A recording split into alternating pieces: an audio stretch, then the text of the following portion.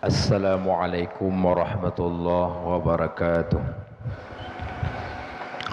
Alhamdulillahi rabbil alamin, wal aqibatu lil muttaqin wala udwana illa 'alal zalimin. Asyhadu an la ilaha illallah wahdahu la syarika lah, wa asyhadu anna Muhammadan 'abduhu wa rasuluh. Allahumma salli wa sallim ala sayyidina Muhammad wa ala alihi wa ashabihi ajma'in. Faqala Allah subhanahu wa ta'ala fil Qur'anil Karim wa huwa asdaqul qailin. A'udzu billahi minasy syaithanir rajim. Bismillahirrahmanirrahim. Wa iyamsaskallahu bidurrim fala kashifa lahu wa yuridka bi khairin fala radda li fadlih. Sadaqallahul azim. Wa qala an-nabiy sallallahu alaihi wasallam fil hadis, ihfizillah yahfizuka, ihfizillah tajiduhu tajahaka. Allahumma syrah li sadri wa yassir li amri wahlul 'uqdatam min lisani yafqahu qawli. Yang kami hormati kepada Ketua PKM beserta para pengurus, yang kami muliakan kepada guru-guru kami, para orang tua kami yang telah berhadir pada pagi yang berbahagia ini, dan kepada seluruh para hadirin kaum muslimin sidang jamaah subuh yang dirahmati oleh Allah. Hadirin kaum muslimin sidang jamaah subuh yang dirahmati oleh Allah. Pada suatu ketika Rasulullah sallallahu alaihi wasallam bersama dengan Ibnu Abbas. Rasulullah menunggang unta di mana Sayyidina Ibnu Abbas berada di belakang Rasulullah sallallahu alaihi wasallam. Kemudian Rasulullah sallallahu alaihi wasallam berkata kepada Ibnu Abbas, "Ya ghulam, wahai anak kecil," yang dikatakan oleh Rasulullah adalah kepada Ibnu Abbas, "Aku ingin mewasiatkan beberapa hal yang penting kepadamu." Ibnu Abbas menjawab dengan senang hati. Beliau bersedia mendengarkan di mana salah satu sahabat Rasulullah yang kecil yang selalu bersama dengan Rasulullah, yaitu Ibnu Abbas. Yang pertama, Rasulullah sallallahu alaihi wasallam mewasiatkan kepada Ibnu Abbas. Kata Rasulullah, ihfizillah yahfizuka. Ibnu Abbas, pelihara olehmu akan Allah, niscaya Allah akan memelihara engkau. Ihfizillah tajiduhu tajahaka. Wahai Ibnu Abbas, pelihara olehmu akan Allah, niscaya engkau akan mendapatkan bantuan Allah kapanpun engkau butuhkan.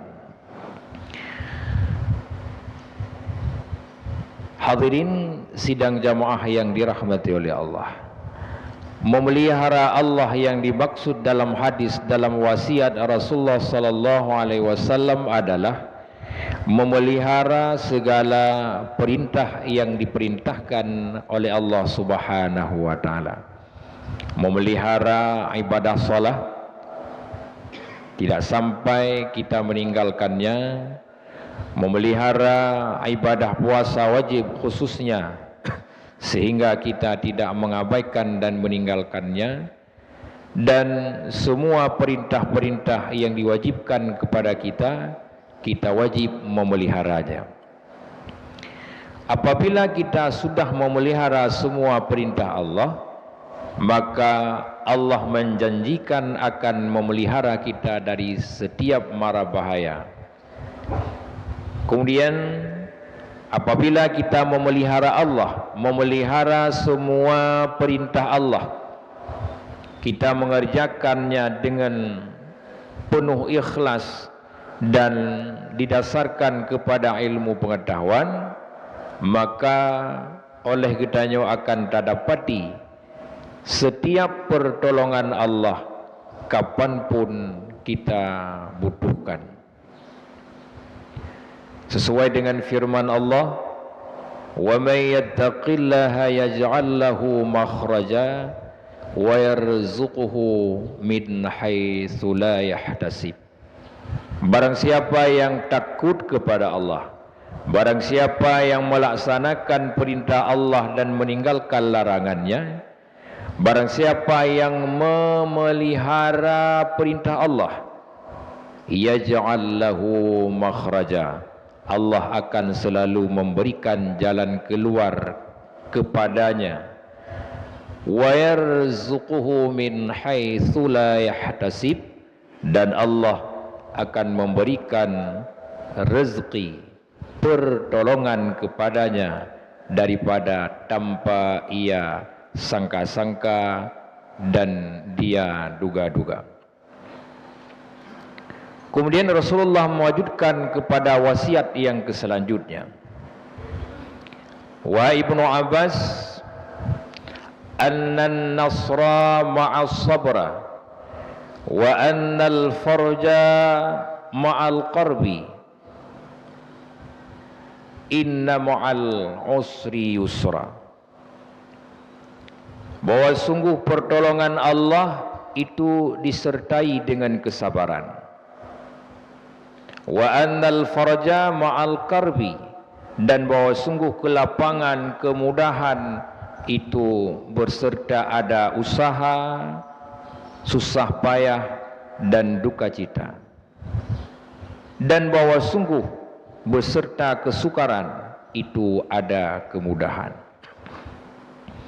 Rasulullah mewasiatkan prinsip kehidupan untuk menanamkan ketauhidan kepada Ibnu Abbas.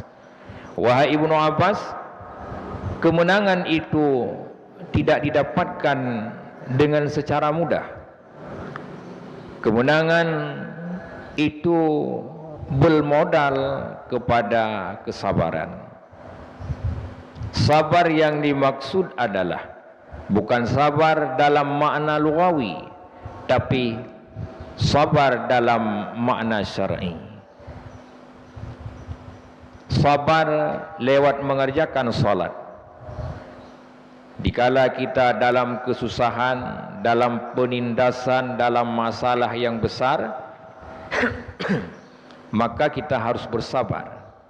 Bersabar adalah pertama dengan tak laksanakan salat, tak serahkan segala sesuatu kepada Allah. Kemudian bersabar dengan berpuasa. Dengan berpuasa akan tertahan nafsu katanya, akan terpecahkan nafsu amarah katanya, atau nafsu-nafsu lain lewat berpuasa. Maka kemenangan itu kita dapatkan lewat kesabaran.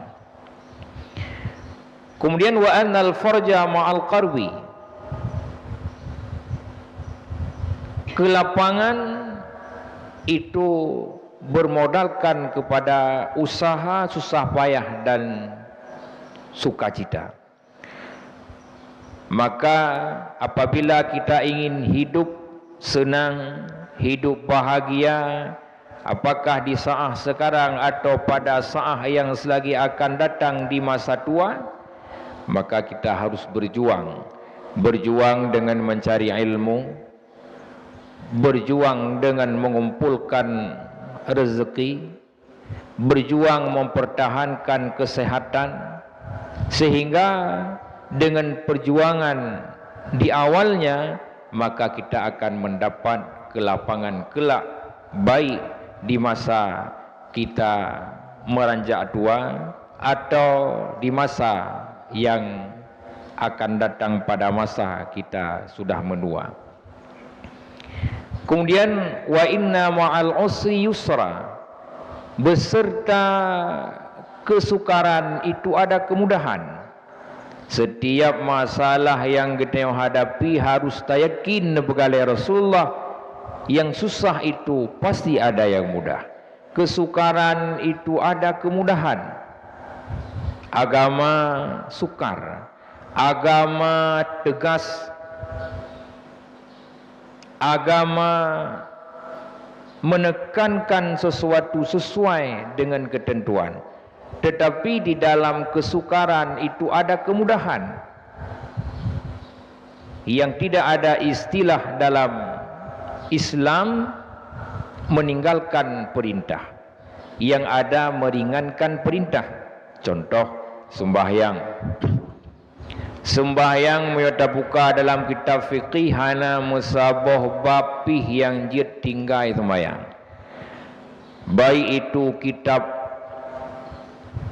para ulama mujtahid mazhab, baik itu kitab karangan para ulama fatwa, baik itu karangan kitab para ulama murajjih, baik itu kitab Jawa, kitab Arab, buku bacaan agama, hana tak dapati satu bab pun yang bab boleh meninggalkan sembahyang. Dalam keadaan berperang, dalam keadaan mau perang pipayah sembahyang dengan tata caranya. Dalam keadaan sakit pun wajib kita melaksanakan sembahyang. Sakit berat, dalam keadaan sakit berat pun wajib kita laksanakan sembahyang. Kecuali kita tidak sadarkan diri, hana terroli. Hanjit dadong, sembahyang dalam keadaan du. Hanjit dalam keadaan du, sembahyang dalam keadaan intijak, berbaring. Tidak bisa salat dalam keadaan berbaring intijak, berbaring dada ke atas. Hanjit tak baring dada wadu. Hanjit tak isyarah dengan ule, isyarah dengan mata. Hanjit isyarah dengan mata, isyarah dengan hati. Yang bab tinggai sembahyang hana. Demalu tungku kaki impus rumah sakit, kebancara taploh impus, jika ada mau rumah sakit pasti na solusi untuk dayu pelosian. Inna ma'al usri yusra, sukar sembahyang itu harus dengan ketentuannya, namun ada kemudahan di dalam melaksanakan ibadah salat, dan begitu juga ibadah-ibadah yang wajib yang lainnya. Kemudian Rasulullah melanjutkan wasiat kepada Ibnu Abbas. Wa idza sa'alta fas'al billah. Ibnu Abbas, apabila engkau meminta, bermintalah kepada Allah. Mulake wahai Ibnu Abbas, mulake kepada Allah. Manusia itu sebagai wasilah. Manusia hanya sebagai jalan yang bisa kita tawassul. Karena kedekatan mereka dengan Allah, karena kasihnya Allah kepada mereka, maka kita hanya menjual nama besar mereka kepada Allah. Katanya lagi tanya melaki kepada Allah, kepada presiden, dan dia harusnya rekom menteri terkait proposal kita ajukan kepada kementerian, kepada presiden menyangkut tentang hal keagamaan, lembaga keagamaan, bantuan tempat-tempat agama, dan dia benar rekom dukungan dari Kementerian Agama. Kita tanya melaki kepada presiden bantuan tentang kelautan, dan dia benar rekomendasi dari Kementerian Kelautan. Begitu juga halnya dalam kita meminta kepada Allah, dan itu logika dan sesuai dengan syariat. Kita harus membuat pendekatan dengan orang yang dekat dengan Allah. Kita jual nama mereka itu. Kenapa? Karena mereka dekat dengan Allah. Wallahu yuhibbu ayutawassala bihi. Allah cinta bahwa kita melakukan tawassul di dalam kita berminta kepada Allah. Contoh, kita dah melaki kepada Allah. Tentu orang-orang yang tahu dengan Allah, orang-orang yang kalah gejuk rezeki oleh Allah kepada orangnya, tentu tajak abah orangnya tak pegahai. Rezeki orangnya siapa? Ada Allah. Harta orangnya siapa? Ada Allah. Allah hanya menitip titipan kepada mereka. Kita hanya menyampaikan, kamu tengah mempegat masjid tengku, mohon bantuan dari drone. Yang hakikah kita meminta kepada Allah. Kenapa? Karena yang mengatur rezekinya Allah, yang menggerakkan sehingga dia memberikan atau tidak Allah. Karena itu hanya sebagai titipan. Hadirin dan hadirah sidang jamaah subuh yang dirahmati oleh Allah. Kemudian Ibnu Athaillah mewajud Rasulullah sallallahu alaihi wasallam melanjutkan wasiat kepada Ibnu Abbas. Ya Ibnu Abbas, annal umama man ijtama'at ayyam fa'uka la yanfa'uk bisyai'in illa bisyai'in kataballahu laka. Andai kata sekalian umat manusia, wahai Ibnu Abbas, mereka berkumpul semuanya, menyatukan kekuatan, merapatkan barisan, ingin memberi manfaat kepada engkau, ingin menolong engkau, bisyai'in dengan suatu perkara, niscaya mereka tidak sanggup memberi manfaat pertolongan kepada engkau illa bisyai'in qad kataballahu laka, kecuali dengan sesuatu yang sungguh telah Allah menetapkan bantuan itu bagi engkau. Pertolongan tidak sanggup diberikan oleh manusia, manfaat tidak sanggup diatur oleh manusia, kemenangan tidak bisa diberikan oleh manusia, kecuali pertolongan itu Allah yang mengaturnya sesuai dengan apa yang telah ditetapkan oleh Allah. Kadang-kadang kita ingin menang, kadang-kadang kita ingin tercapai pu yang tak cita-citakan, sehingga tak satukan kekuatan, tak berusaha secara ramai-ramai. Tapi kalau memang Allah telah menentukan itu bukan jatah katanya, maka tetap itu bukan jatah katanya. Begitu juga annal umama man ijtama'a ayyadurruka lam yadurruka bi syai'in illa bi syai'in qad kataballahu lak. Andai kata manusia mereka berkumpul juga, menguatkan barisan mereka, menyatukan kekuatan ingin memudaratkan engkau, ramai-ramai ingin dipemudarat katanya, ramai-ramai ingin dihancurkan katanya, maka mereka tidak sanggup memudaratkan katanya, kecuali dengan sesuatu yang sungguh Allah telah ditetapkan bahawa memangnya hak katanya, memangnya adalah jatah katanya, memang katanya mudarat.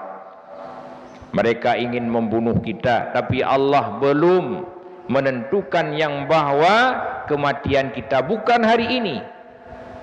Namun apapun yang telah ditentukan oleh Allah, itulah yang terjadi. Kemudian Ibnu Athaillah, Rasulullah sallallahu alaihi wasallam melanjutkan wasiat kepada Ibnu Abbas. Wa idza sta'anta fasta'in billah. Wa Ibnu Abbas, apabila engkau ingin meminta pertolongan, fasta'in billah, maka bermohonlah, mintalah tolong kepada Allah Subhanahu wa taala. Apabila kita dalam keadaan darurah, dalam keadaan terjepit, maka tempat getanya laki tulung hanyalah Allah semata. Wa iyam saskallahu bidurrim fala kashifalahu wa iyuridika bi khairim fala radda li fadli. Apabila Allah kagak bertente kepada getanya yang bahawa getanya hidup dalam keadaan darurah, fala kashifalahu, maka tiada siapapun yang sanggup membuka, merubah kemudaratan yang kita alami. Andai kata Allah menghendaki kepada kita bi khairim, dengan kebaikan, fala radda li fadli, maka tiada seorang pun selain Allah yang sanggup menolak kelebihan yang telah Allah berikan. Maka apa maknanya secara hakikat kita memohon pertolongan kepada selain Allah? Artinya dalam artian kita meyakini mereka sanggup memberikan bantuan, baik itu pertolongan bantuan hukum, baik itu pertolongan bantuan uang, hanya memenuhi perintah syariat saja. Kita berusaha dalam memohon pertolongan kepada manusia. Tetapi secara hakikat kita harus yakini bahawa tempat meminta tolong hanyalah kepada Allah Subhanahu wa taala. Hadirin dan hadirah sidang jamaah subuh yang dirahmati oleh Allah. Demikianlah beberapa wasiat yang disampaikan oleh Rasulullah sallallahu alaihi wasallam kepada Ibnu Abbas, di mana wasiat-wasiat tersebut adalah permata kehidupan. Wasiat-wasiat tersebut hendaklah pertama menjadi bahan renungan serta kita praktekkan dalam kehidupan kita sehari-hari. Juga kita wariskan kepada anak-anak gedanya, di mana di dalam memantapkan akidah, keyakinan kepada ketentuan Allah, tidak ada sedikit pun unsur keraguan kepada Allah di dalam kita menjalani kehidupan di dunia ini sangat perlu. Yakin kepada Allah di dalam kehidupan di dunia sangat perlu dan wajib getanya. Yakin yang bahawa segala sesuatu itu Allah yang mengaturnya.